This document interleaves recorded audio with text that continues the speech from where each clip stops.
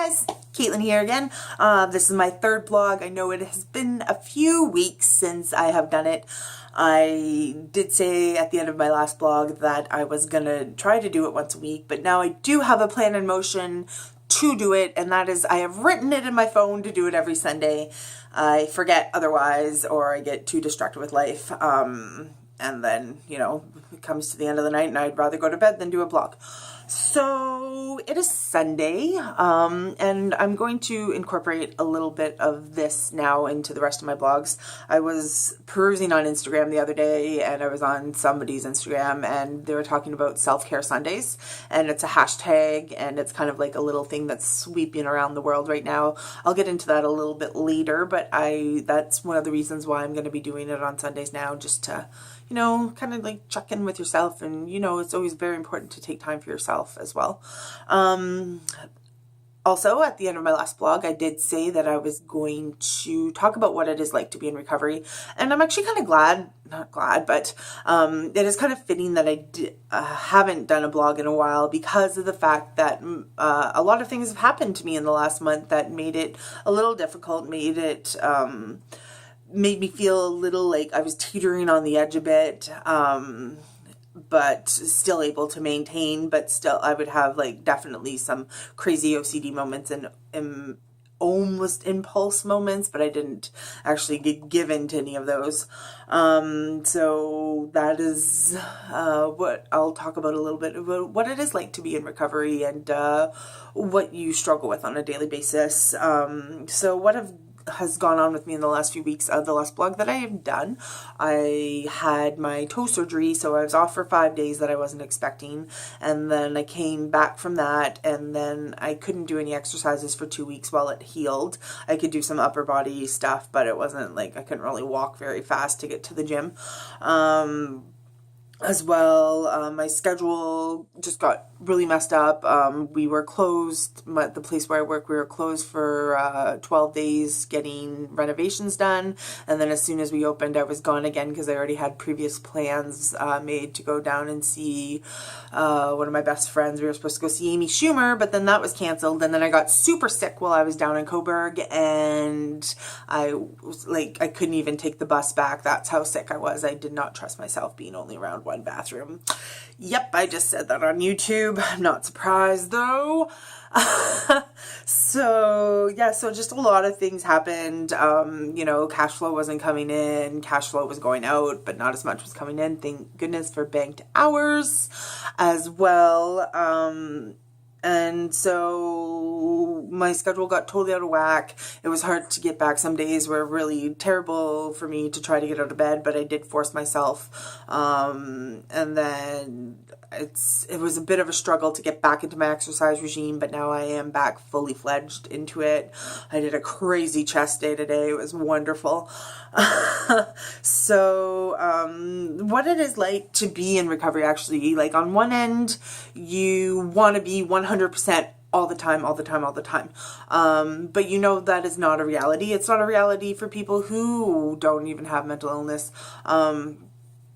And at the same time, on the other end, you feel like you're a complete failure when you do have those negative thoughts come in, because I have come to the realization that I know that this is who I am for the rest of my life, but at the same time, it is hard when those negative thoughts or impulsive ideas come into my head.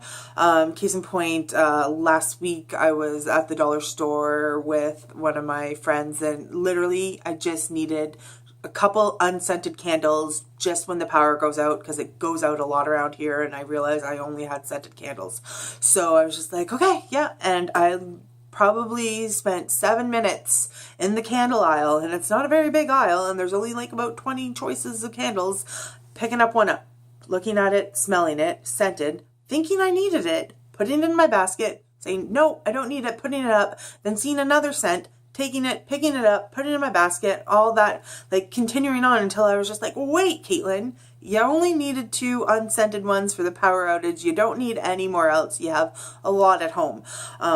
That's where self-talk comes in, and a lot of people especially when I was a group, had said that it's so hard to stop that. Well, it is hard. It's not easy. But if you're able just to take that second to realize where your thoughts are going and bring yourself back into reality, that is a huge part in recovery. And it keeps you on track, and it keeps you honest. And what was I going to say? I totally forget. Anyway, yeah, so that's what happens. And it is frustrating when that happens, because I really hate my impulsive thoughts and my OCD. It drives me batty, and I know it drives some of my my family batty.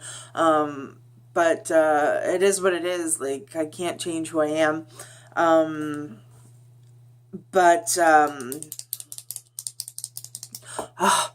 having such a mental breakdown right now. Not a breakdown, but a brain fart. So, but what couldn't have come at a better time was I've been waiting for like 5 months for this. Canadian Mental Health here on the island has finally contacted me, and I have had my first therapy up here.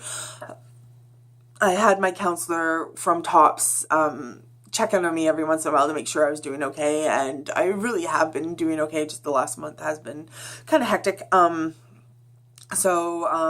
that was eye-opening too for me too, going to see her. She is a wonderful lady. I'm very happy that I have her, and we do get along, and she is easy to talk to.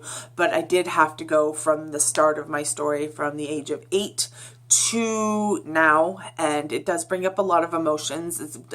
And it is hard for me still to talk about just how low I really was at that time last February and beyond, and like how many different moments in my life I had that where I wish I could have gotten help, but I mean, you can't change the past. Oh, there goes my cat's tail.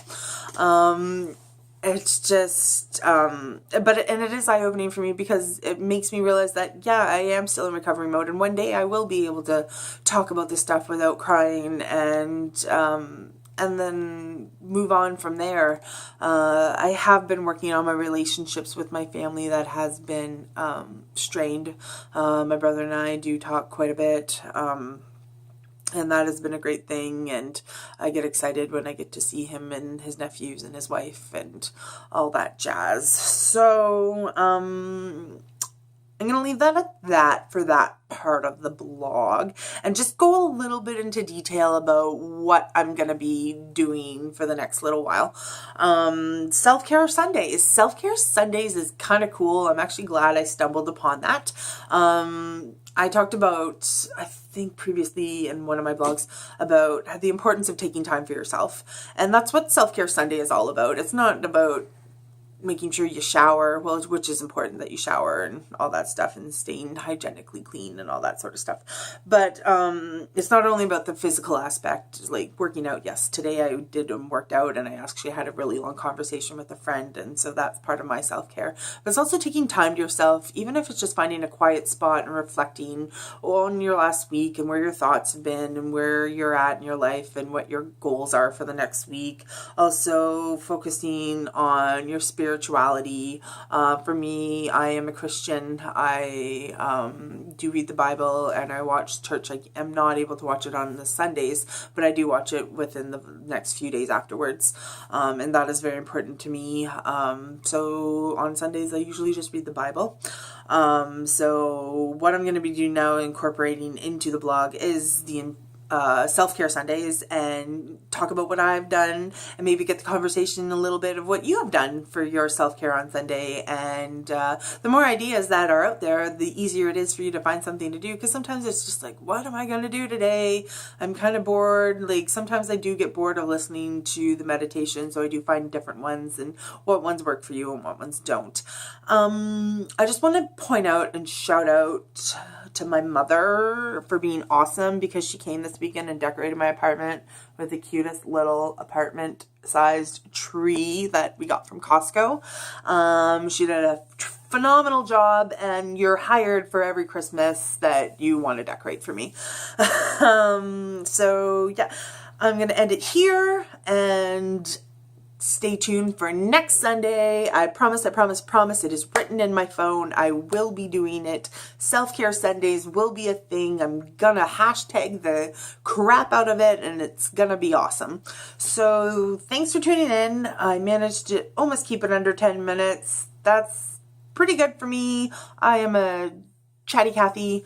So yeah, take care everybody. Until next week, leave some comments. You can also email me. I'll leave those links down there. And I'm going to think about different ways to revamp this vlog to make it a little bit more exciting. Maybe incorporate some music. Maybe my cat can make an appearance rather than just his tail. Oh boy, I'm the single cat lady. Anyway, have a great week, guys. I intend on having a wonderful week. I don't work till 2:30 tomorrow, so I'm gonna start my day off by getting sweaty at the gym and having a great old time. Until then, thank you. I love you all for tuning in, and we will talk next week. Bye.